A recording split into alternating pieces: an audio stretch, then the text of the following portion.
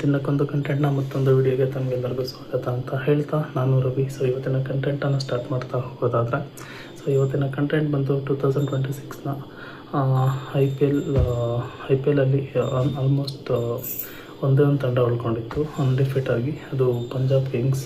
So ಅವರು finally ಇವತ್ತು ರಾಜಸ್ಥಾನ್ ತಂಡದ ವಿರುದ್ಧ ಸೋಲನ್ನು ಅನುಭವಿಸಿದ್ದಾರೆ. ಸೊ ನೋಡ್ತಾ ಹೋಗೋಣ ಅದ್ರ ಬಗ್ಗೆ ಏನೇನಾಯಿತು ಅದೆಲ್ಲ ಒಂದು ಸ್ವಲ್ಪ ಡೀಟೇಲಿಂಗಾಗಿ ನೋಡ್ತಾ ಹೋಗೋಣ. ಸೊ ಮೊದಲಿಗೆ ಟಾಸನ್ನು ಗೆದ್ದಂತಹ ರಾಜಸ್ಥಾನ್ ತಂಡ ಪಂಜಾಬ್ ತಂಡಕ್ಕೆ ಬ್ಯಾಟಿಂಗ್ ಆಹ್ವಾನವನ್ನು ನೀಡುತ್ತೆ. ಸೊ ಅದರ ಪ್ರತಿಫಲವಾಗಿ ಪಂಜಾಬ್ ತಂಡ ಕೂಡ ಸಿಮ್ರಾನ್ ಸಿಂಗ್ ಮತ್ತು ಪ್ರಿಯಾಂಶ್ ಆರ್ಯ ಅವರು ಎಂದಿನಂತೆ ಓಪನಿಂಗನ್ನು ಆರಂಭಿಸ್ತಾರೆ. ಸೊ ಅವರ ಒಂದು ಇನ್ನಿಂಗ್ಸಲ್ಲಿ ಪ್ರಿಯಾಂಶ್ ಆರ್ಯ ಅವರು ಮೊದಲ ವಿಕೆಟನ್ನು ಕೈ ಚೆಲ್ತಾರೆ. 11 ಎಸೆತಗಳಲ್ಲಿ 29 ರನ್ನನ್ನು ಗಳಿಸಿ ಅವರು ವಿಕೆಟನ್ನು ಕೊಟ್ಟರೆ, ಸಿಮ್ರಾನ್ ಸಿಂಗ್ ಅವರು 59 ರನ್ನನ್ನು ಗಳಿಸಿ 44 ಎಸೆತಗಳಲ್ಲಿ 6 ಬೌಂಡರಿ ಮತ್ತು ಒಂದು ಸಿಕ್ಸರನ್ನು ಕೂಡ ಅವರು ಗಳಿಸ್ಕೊಂಡಿರ್ತಾರೆ. ಸೊ ಅದಾದಮೇಲೆ ಒಂದು ಕೇಮಿಯೋ ಇನ್ನಿಂಗ್ಸ್ ಬರುತ್ತೆ. ಆಸ್ಟ್ರೇಲಿಯಾ ತಂಡದ ಸ್ಫೋಟಕ ಆಟಗಾರರಾದಂಥ ಕೂಪರ್ ಕೊನಾಲೆ ಅವರು 14 ಎಸೆತಗಳಲ್ಲಿ 3 ಸಿಕ್ಸರ್, 2 ಬೌಂಡರಿನ ಸಿಡಿಸಿ ತಮ್ಮ ವಿಕೆಟನ್ನು ಅವರು ಕೂಡ ಕೈ ಚೆಲ್ತಾರೆ. ಸೊ ಅದಾದಮೇಲೆ ಶ್ರೇಯಸ್ ಅಯ್ಯರ್ ಅವರು ಒಂದು ಸ್ವಲ್ಪ ನಿಧಾನಗತಿಯ ಒಂದು ಇನ್ನಿಂಗ್ಸನ್ನು ಆಡ್ತಾ ಹೋಗ್ತಾರೆ. 27 ಎಸೆತಗಳಲ್ಲಿ ಕೇವಲ 30 ರನ್ನನ್ನು ಅಷ್ಟೇ ಗಳಿಸ್ತಾರೆ ಇವತ್ತು ಅವರು. ಅದರಲ್ಲಿ ಒಂದು ಬೌಂಡರಿ ಮತ್ತು ಒಂದು ಸಿಕ್ಸರ್ ಕೂಡ ಸೇರಿರುತ್ತೆ. ಸೊ ಅದಾದಮೇಲೆ ಮಾರ್ಕಸ್ ಸ್ಟೋಯ್ನಿಸ್, ಆಸ್ಟ್ರೇಲಿಯಾ ತಂಡದ ಮತ್ತೊಬ್ಬ ಸ್ಫೋಟಕ ಆಟಗಾರ, ಅವರು ಕೂಡ 20 ಎಸೆತಗಳಲ್ಲಿ ಒಂದು ಅರ್ಧಶತಕವನ್ನು ಪೂರೈಸ್ಕೊಳ್ತಾರೆ. ಅದರಲ್ಲಿ ಒಂದು 4 ಬೌಂಡ್ರಿ ಮತ್ತು 6 ಸಿಕ್ಸರ್ ಕೂಡ ಅದರಲ್ಲಿ ಸೇರಿರ್ತವೆ. ಸೊ ಅವರ ಒಂದು ಈ ಇನ್ನಿಂಗ್ಸಲ್ಲಿ 62 ರನ್ ಗಳಿಸುವ ಮೂಲಕ ಈ ಇನ್ನಿಂಗ್ಸಲ್ಲಿ ಅಂದರೆ ಪಂಜಾಬ್ ತಂಡದ ಪರವಾಗಿ ಹೈಯೆಸ್ಟ್ ರನ್ ಗೆಟರ್ ಆಗ್ತಾರೆ.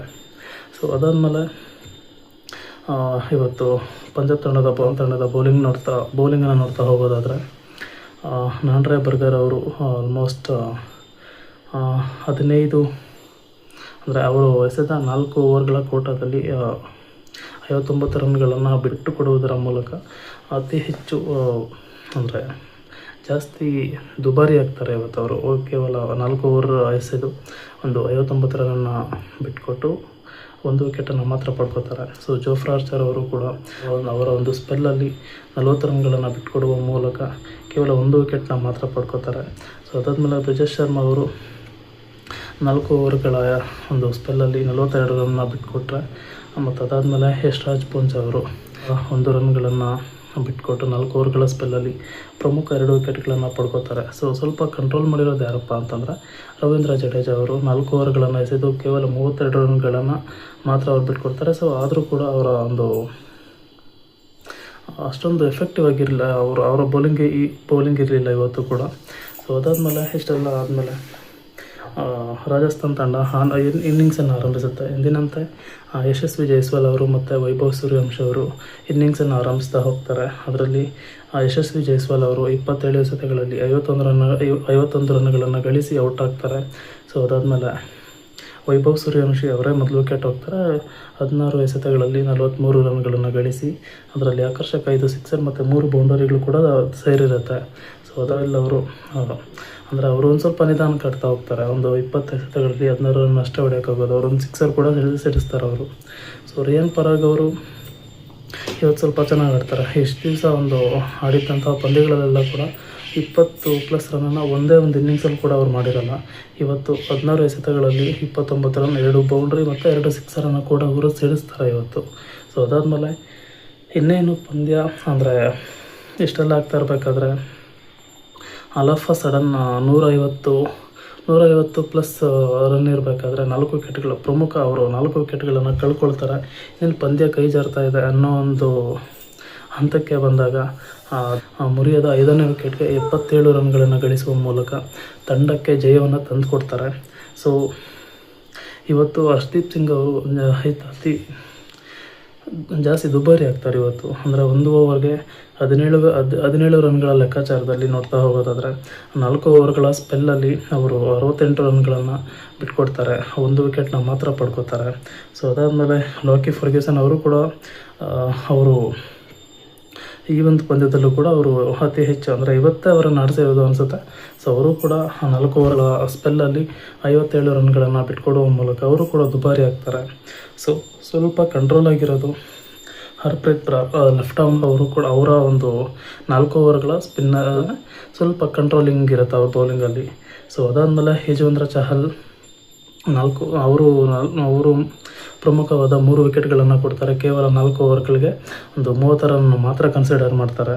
ಸೊ ಮಾರ್ಕೋ ಜಾನ್ಸನ್ ಅವರು ಕೂಡ 41 ರನ್ಗಳನ್ನು ಬಿಟ್ಕೊಡ್ತಾರೆ. ಸೊ ಇದಿಷ್ಟು ಆದಮೇಲೆ ಕ್ರಿಕೆಟ್ ಆಟ ಅನ್ನೋದೇ ಹಾಗೆ, ಅದನ್ನು ಪ್ರಿಡಿಕ್ಷನ್ ಮಾಡೋಕ್ಕೆ ಕಷ್ಟ. ಸೊ ಯಾರೂ ಹೇಳೋಕ್ಕಾಗಲ್ಲ. ಅಂದರೆ ಒಂದು ತಂಡ ಇರುತ್ತೆ, ಒಂದು ತಂಡ ಫುಲ್ ಸ್ಟ್ರಾಂಗ್ ಆಗಿರುತ್ತೆ ಅಂದ ಮಾತ್ರಕ್ಕೆ ಆ ತಂಡ ಅನ್ಡಿಫೀಟಾಗಿ ಹೋಗುತ್ತೆ ಅಥವಾ ಗೆದ್ಕೊಂಡೇ ಇರುತ್ತೆ, ಯಾವಾಗೂ ಅವರು ಸೋಲೋದೇ ಇಲ್ಲ ಅಂತ ಯಾರೂ ಕೂಡ ಪ್ರಿಡಿಕ್ಷನ್ ಮಾಡೋಕ್ಕೆ ಕಷ್ಟ. ಸೊ ಯಾವಾಗ ಬೇಕಾದರೂ ಸೋಲ್ಬೋದು, ಯಾವಾಗ ಬೇಕಾದರೂ ಗೆಲ್ಬೋದು. ಸೊ ಪಂಜಾಬ್ ತಂಡಕ್ಕೂ ಇದೇ ಆಗಿದ್ದು. ಅವರು ಈ ಸೀಸನಲ್ಲಿ ಅಂದರೆ ಎಷ್ಟು ವರ್ಷದ ಅಥವಾ ಲಾಸ್ಟ್ ಇಯರಲ್ಲೂ ಕೂಡ ಈ ರೀತಿ ಒಂದು ಪ್ರದರ್ಶನ ಅಂದರೆ ಬಂದಿತ್ತು. ಅವರು ಕೂಡ ಒಂದು ಫೈನಲ್ಗೂ ಬಂದಿದ್ದರು.